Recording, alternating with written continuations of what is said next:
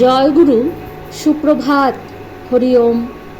ওম অখণ্ড সংহিতা বা অখণ্ড মণ্ডলেশ্বর শ্রী শ্রীমৎ স্বামী স্বরূপানন্দ পরমহংসদেবের অমৃতময় উপদেশবাণী, তৃতীয় খণ্ড।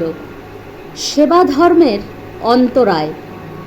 এই সেবা ধর্মের সাধন পথে সহস্র শত্রু, সহস্র অন্তরায়, সহস্র কণ্টক। সেবা ধর্মের প্রথম শত্রু কাপুরুষতা, দ্বিতীয় শত্রু স্বার্থপরতা, তৃতীয় শত্রু আত্মাভিমান। এক একটা করে ধ্বংস করে ফেলতে হবে। সমগ্র জাতিকে সাহসিকতার তেজে দৃপ্ত করে তুলতে হবে। সহস্র সহস্র নির্ভীক জীবনের আত্মবলির দৃষ্টান্তের দ্বারা সমগ্র জাতিকে স্বার্থত্যাগের মহামন্ত্রে দীক্ষিত করতে হবে।